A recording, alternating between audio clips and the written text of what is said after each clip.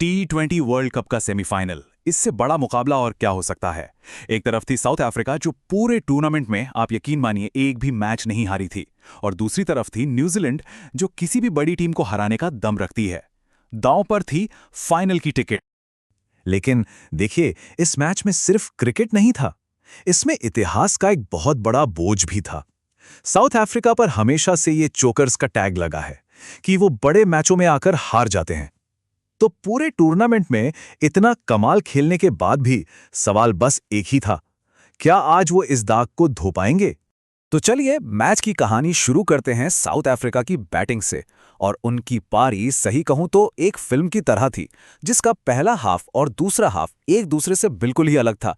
New Zealand के spinners call मैकोंची और रचिन रविंद्र ने आते ही साउथ अफ्रीकी बैटिंग पर ऐसा शिकंजा कसा कि मानो बल्लेबाजों को सांस लेना ही मुश्किल हो गया हो। पिच थोड़ी स्लो थी और इन दोनों ने क्या कमाल का फायदा उठाया उसका। और फिर तो विकेटों की लाइन ही लग गई। मैकेंची ने तो एक ही ओवर में डीकॉक और रिकेल्टन दोनों को चलता कर दिया। बड़े बड़े नाम मार्करम, डेविड मिलर सबके सब दबाव में बिखर गए और वापस पवेलियन लौट गए। और नतीजा ये हुआ कि सिर्फ 77 रन पर आधी टीम आउट हो चुकी थी। साउथ अफ्रीका की पारी कह सकते हैं पूरी तरह से पटरी से उतर चुकी थी। ऐसा लग रहा था कि 120-130 रन बनाना भी बहुत मुश्किल होगा। जब ऐसा लग रहा था कि सारी उम्मीदें खत्म हो रही हैं, तभी क्रीज पर आए ऑलराउंडर मार्को यानसेन, और बस यहीं से कहानी ने एक जबरदस्त मोड़ ले लिया। यानसेन ने आते ही मानो काउंटर अटैक का बटन दबा दिया हो।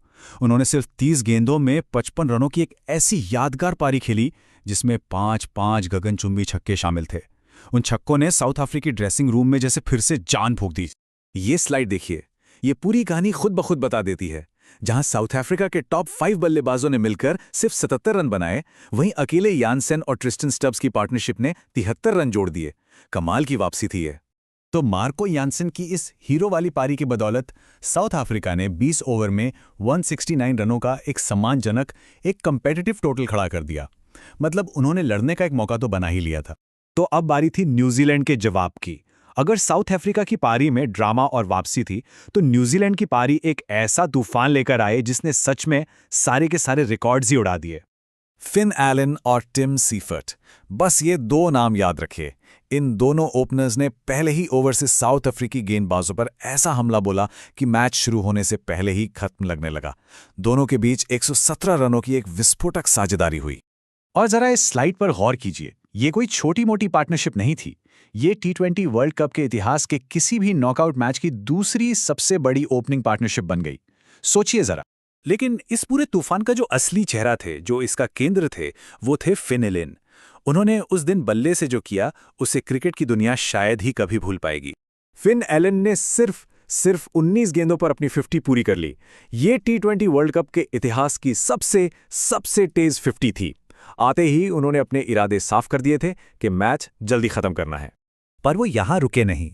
बाउंड्रीज की बारिश जारी रही और देखते ही देखते सिर्फ 33 गेंदों पर फिन एलन ने अपना शतक पूरा कर लिया। T20 वर्ल्ड कप के इतिहास का सबसे तेज शतक, अविश्वसनीय। इस पारी की अहमियत समझने के लिए जरा इस स्लाइड को देखिए।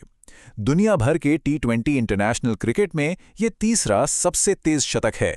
मतलब ये एक ऐतिहासिक वर्ल्ड रिकॉर्ड वाली पारी थी। ये रहे उस पारी के आंकड़े जो किसी सपने जैसे लगते हैं। 33 गेंदों पर 100 रन, वो भी नॉट आउट, 10 चौके और 8 छक्के। और सबसे खास बात क्या थी, उन्होंने चौका मारकर अपना शतक भी पूरा किया और उसी बॉल पर टीम को जीत भी दिला दी। और बस इसी एक तूफानी पारी ने दो टीमों की किस्मत लिख दी। एक टीम के लिए फाइनल का दरवाजा खुल गया, तो दूसरी टीम का वर्ल्ड कप जीतने का सपना एक बार फिर चकनाचूर हो गया। ये जो फाइनल स्कोरबोर्ड है ना, ये खुद ही पूरी कहानी कह रहा है। न्यूजीलैंड ने 70 का लक्ष्य पता है कितने ओवर में? सिर्फ 12.5 ओवर में ही हासिल कर लिया, वो भी 9 विकेट हाथ में रहते हुए। ये सिर्फ जीत नहीं थी, ये टोटल डोमिनेशन था। और आखिर में कहानी वहीं आके खत्म हुई जहां से शुरू हुई थी। एक और नॉकआउट मैच और एक और हार। साउथ अफ्रीका की अजेय टीम बड़े मैच के दबाव को फिर से नहीं झेल सकी और वो चोकर्स का टैग अपने ऊपर से हटा नहीं पाई। और दूसरी तरफ न्यूजीलैंड ने क्या शान से फाइनल में अपनी जगह बनाई है। 2021 में फाइनल में हारने के बाद अब उनके पास अपना पहला T20 वर्ल्ड कप जीतने का एक और सुनहरा मौका है। तो अब सबसे बड़ा सवाल ये है कि फाइनल में न्यूजीलैंड से कौन भिड़ेगा, भारत या फिर इंग्लैंड। दूसरे सेमीफाइनल के बाद ही ये पता चलेगा कि इस वर्ल्ड कप का आखिरी बादशाह कौन बनने वाला है।